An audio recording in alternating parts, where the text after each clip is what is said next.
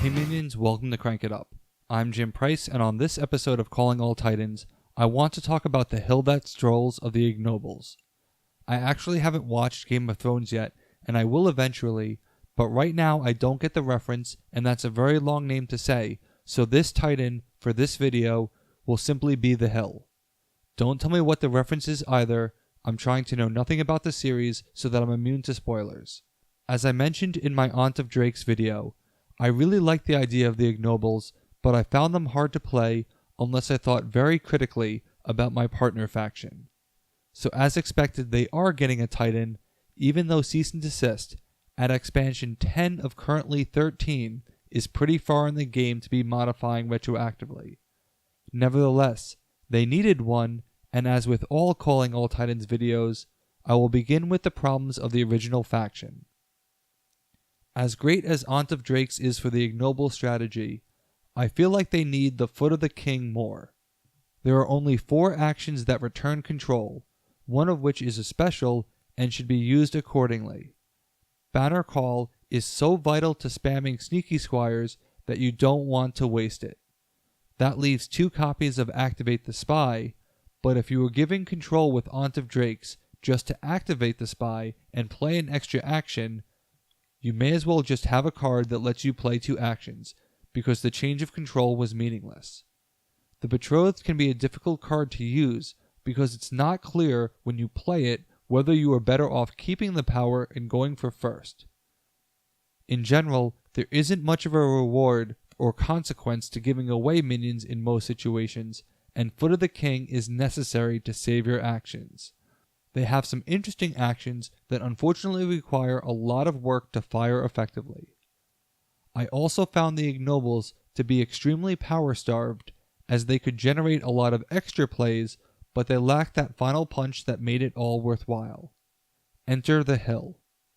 To play the hill, you must have 2 or more of your own minions controlled by other players. They don't have to be the same player, fortunately.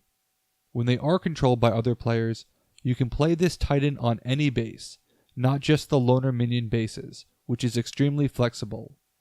Note that you don't have to sacrifice your minion or action play either. The Hill's talent is to give control of one of your minions anywhere to draw a card, mimicking half of Aunt of Drake's. Alternatively, you can take control of one of your minions, but it has to be on the Hill's base. So maybe you will end up playing it on the loner base anyway. When the Hill is played originally, you can use his talent to take back control of one of those minions. You could even have Foot of the King be one of the 2 minions in play, then take back control of Foot of the King with the Hill, using this minion to take back control of the second. This will give you a clean slate and a Titan in play. The Hill has an ongoing ability to place a power counter on any minion you loan to another player. This would be the first Ignoble ability that directly increases your power. This is significant for a number of reasons. Their key base is Winter Squashed, which is one of my favorite bases because you have to be so careful on it. But now you can break that base faster by adding more power to another player. With a breakpoint of 16, every power point matters significantly, and I've often found that 1 or 2 makes all the difference on this base. So I'm happy to see that they have a further advantage in breaking it. I also like the power counter increase on the Betrothed. I really like Helping Hands of the Elves because it's used at the last minute and you have a lot more predictability in knowing whether you will win or lose. But I've never had that certainty with Betrothed because it's one of the few ignoble cards you can actually lead with. You wouldn't lead with a Sneaky Squire because it's usually involved in a big drop. Aunt of Drake's is obviously rare, and I'm cautious about playing my Foot of the King because I want long-term value from him. I think that the more power the Betrothed has, the easier it is to decide whether or not first or second is better.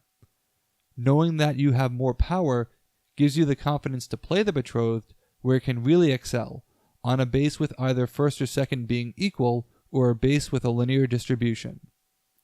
The power also speeds up what is a pretty slow faction, likely because of their lack of power overall. With the Ignobles, I feel like a few really good cards are imperative to their strategy, and I like that the hill gives you the ability to draw a card. In choosing between giving control and taking control, I would favor giving control because taking control is restricted geographically. This makes for a great way to draw cards until you get to your Foot of the King or Aunt of Drakes, because the Ignobles really need their card advantage.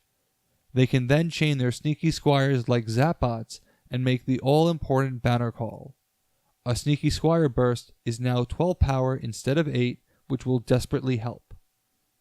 One problem I do have with this Titan is that many of the factions I pair Ignobles with also have Titans. Fairies, wizards, and dare I say vampires come to mind. Yep, I've won a 4-player game with Ignoble vampires. And I'm not sure that I prefer the hill over these other Titans because he isn't really a game changer, just a slow burn. So naturally, the next question is, does this Titan create opportunities with other factions who didn't synergize? I think there are some options. Who benefits from card draw and card advantage as well as a bit of a surprise factor? One of the factions that comes to mind is the Star Roamers. For starters, Mass Teleport returns a minion to its owner's hand, so you can benefit from giving away control and potentially get one of your minions back. But this would obviously undo the power counter. However, they have a great Blitzkrieg card with Teleport Overflow. If you use your card draw appropriately, and the Star Roamers really need strong card draw, you can return a Betrothed and play all 3 on Winter Squashed. Each Betrothed can gain +1 power from the hill, and that will be 12 out of 16 power needed to break the base. All you need is a 4-powered minion, maybe even less if other minions are there, to break that base and gain 7 points unexpectedly. That extra 3 power goes a long way, and the card draw helps it happen. The hill doesn't even have to be on that base, which is even better.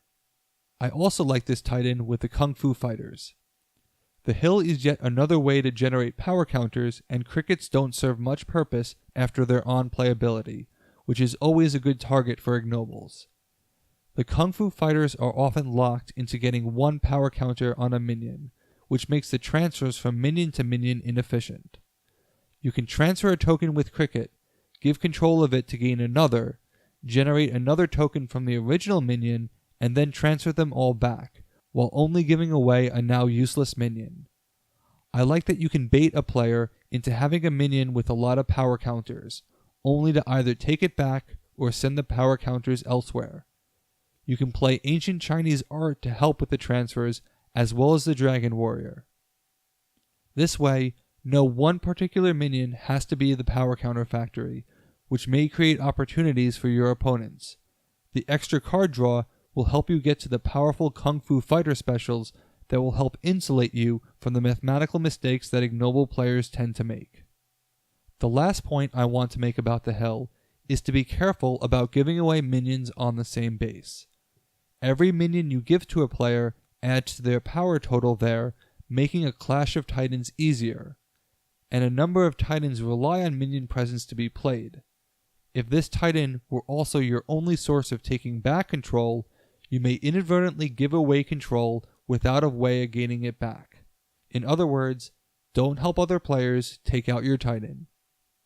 In general, I think the hill provides a decent boost to the Ignobles while opening the door for a few new synergies. Previous synergies are going to get better unless they have their own Titan. The Elves and Flower Child come to mind as a previous synergy that got stronger, and this is a good first step. I still want to see more consequence and purpose to giving away control, but the beauty of Smash Up is that it continues to evolve, so I look forward to what the future of Ignobles will bring. What do you think about the hill that strolls? Let me know in the comments. That's it for this week. Thanks for watching. Be sure to like and subscribe. Let's shut it down.